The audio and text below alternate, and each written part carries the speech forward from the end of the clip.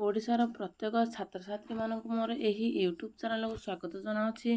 आज आम कौन देखा ना DSE 1 paper DSE 1 paper unit 1 स्वास्थ्य समाज विज्ञान अर्थ एवं यार संज्ञा 5th सेमिस्टर। स्वास्थ्य एक संपूर्ण और सुस्थ अवस्था अटे। यह शारीरिक मानसिक एवं आवेगात्मक हो पारे। यही संज्ञा एक सुस्थ शरीर एक सुस्थ परिवेश एवं एक स्थिर मन उपर निर्भर करिथाए। मेडिसिन हेउची सामाजिक अनुष्ठान जहाँ रोग निर्णय करिथाए, चिकित्सा करिथाए एवं रोग को प्रतिरोध करिथाए।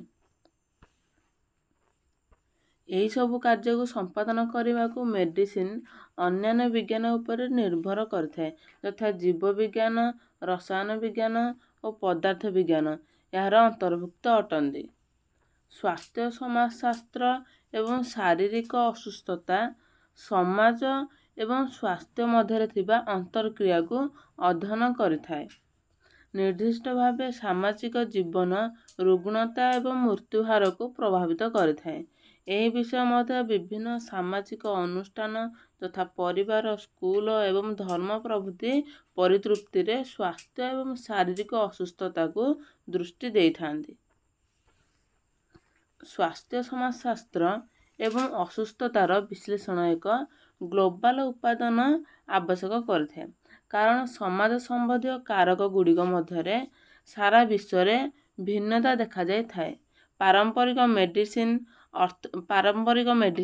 अर्थनैतिक, धार्मिक एवं सांस्कृतिक कारक गुड़िक आधार रे परीक्षा और तुलना करा जाय थाए एवं प्रत्येक अंचल रे यार स्वतंत्रता रही थाए।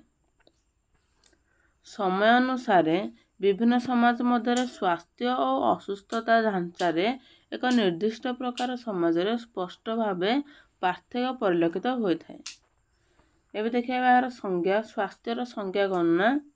स्वास्थ्य हेउची संपूर्ण शारीरिक, मानसिक एवं सामाजिक सुस्थता और यह केवल रोग किंबा दुर्बलतार अनुपस्थिति नुहे। जदि वीडियोटी भल लगा तेबे लाइक करंतु, शेयर करंतु एवं जहाँ भी डाउट अच्छे कमेंट बॉक्स रे लिखंतु।